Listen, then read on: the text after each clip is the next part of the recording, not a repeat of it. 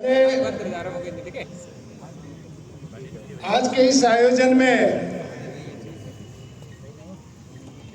हमारे लिए जो बलिदान और संघर्ष और आंदोलन जो करने वाले तमाम महापुरुष जिनकी प्रतिमाएं यहाँ लगी हुई है, उन सबको मैं व्यक्तिगत से नमन करता हूँ।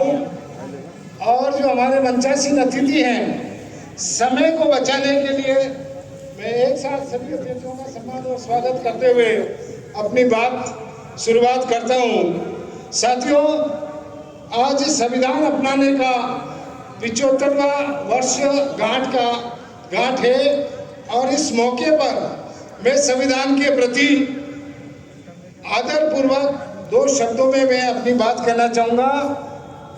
सबसे पहले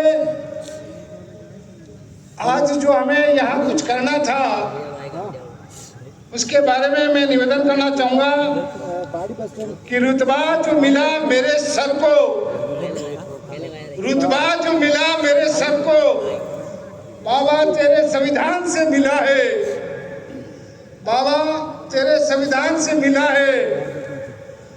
औरों को मिला होगा उनके मुकद्दर से, औरों को मिला होगा उनके मुकद्दर से, हमें तो मुकद्दर भी तेरे संविधान से मिला है, हमें तो मुकद्दर भी तेरे संविधान से मिला है। साथियों, अब सभी जानते हैं संविधान अपनाने के 75वीं वर्षगांठ पर और आज के शुभ दिवस पर तमाम भारतवासियों और विशेषकर SC, ST, OBC और माइनॉरिटीज समुदाय के शुभकामनाएं देते हुए मैं बधाई देना चाहता हूं। साथियों, 26 जनवरी 1950 के पहले समाज का कोई नेता नहीं था, समाज में कोई कर्मचारी नहीं था, समाज में कोई छात्र नहीं था। संविधान 1950 में लागू हुआ, बाबा साहब ने बनाया और हमारों को हक और अधिकार दिए। 1950 के पहले एक ग्रंथ जो मनुस्मृति के नाम से चलाया जाता था, उस ग्रंथ के अंदर हमारे को कोई अधिकार नहीं दिए गए थे। ना हमें पढ़ने का अधिकार था, ना शस्त्र चलाने का अधिकार था, किसी भी तरह का अधिकार हमारे को नहीं था। लेकिन बाबा साहब अम्बेडकर को जब संविधान लिखने का मौका आया तो उन लोगों के लिए भी अधिकार कायम किए जिन लोगों ने हमारे अधिकार छीने। बहुत सरल भाषा में कह रहा हूं मैं आपको, यानी जो ब्राह्मणों ने हमारे अधिकार छीने, उन लोगों को भी बाबा साहब अम्बेडकर ने संविधान के अंदर दिए गए थे। ये अधिकार हम लोगों को पहले नहीं थे।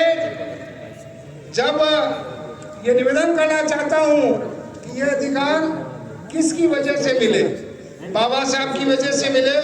बाबा साहब ने संविधान के अंदर reservation in education, reservation in services, reservation in politics जो मिला है, ये अधिकार पहले संविधान की बदौलत से हमें मिला है। और 26 जनवरी 1950 में भारत के संविधान में, संविधान जब लागू हुआ था, आज एजुकेशन विभाग ये कहता है कि 2 लाख गांवों में स्कूल नहीं है। आज की रिपोर्ट बता रहा हूं मैं, 2 लाख गांव के अंदर आज भी स्कूल नहीं है। भारत में 7,20,000 गांव हैं। कितने गांव में स्कूल नहीं थे ये आप कल्पना कर सकते हैं। लेकिन 1950 में 2 लाख गांव में आज भी स्कूल ऐसी जगह चलाई जाती है जहां पर जानवर बांधे जाते हैं। कोई स्कूल की बिल्डिंग नहीं है, मास्टर पढ़ाने के लिए नहीं है। आज अब ये कार्यक्रम क्यों हो रहा है वो मैं आपको बताना चाह रहा हूँ। अगर 20,000 गांव में आज भी स्कूलें नहीं है, राइट ऑफ एजुकेशन 2009 में जब आया था तो उससे पहले आप ताज्जुब करोगे 1950 में जब लागू हुआ, 50 के अंदर एक बच्चा 12वीं पास किया होगा तो उसकी उम्र वो करीब 63-61 में जाकर के 12वीं पास किया होगा। 3 साल और जोड़ दो तो उसने ग्रेजुएशन पास किया होगा और 1900 उसके बाद वो IAS IPS या क्लर्क बना होगा, मास्टर बना होगा। तो सन 1970 और 80 के बीच में हमारे लोगों को नौकरियां चालू हुई थी और नौकरियां चालू होने के जब सरकार को ये पता चला कि दलित लोग नौकरियां करने लगे हैं तो 1990 में उन्होंने LPG लाया है। LPG मतलब लिबरलाइजेशन, ग्लोबलाइजेशन और प्राइवेटाइजेशन ला करके हमारे सारी नौकरियों को बंद करने का प्रयास किया जा रहा है। इन्हीं वजह से आज हम लोग कहने जा रहे हैं कि साथियों, जो हमारे बीच में जो हमारे अधिकार जो छीने जा रहे हैं, बार बार मैं कह रहा हूँ कि आज भी हमारे साक्षरता की कितनी प्रतिशत है। मैं ज़्यादा, हमारे पास बहुत सारे वक्ता है, समय को मैं कम ध्यान में देते हुए मैं अपनी बात को अच्छी तरह से, आज कुछ लोग जो बताते हैं कि हमारी काबिलियत कहाँ से और कैसे पैदा हुई, मैं अपनी बात को विराम देते हुए केवल मात्र एक लाइन में अपनी बात समाप्त करना चाहूँगा। बाबा साहब के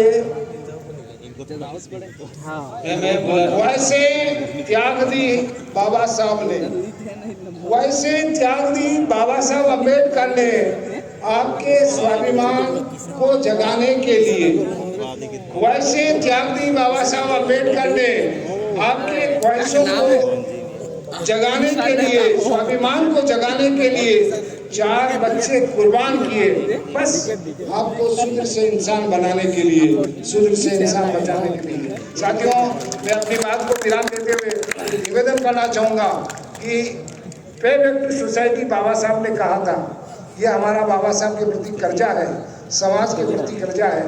आज जो कुछ भी नौकरियां हमें मिल रही है वो समाज के नाम से मिल रही है, जाति के नाम से नहीं मिल रही है। समाज का सर्टिफिकेट मिलेगा, लगाओगे तो मिलेगा।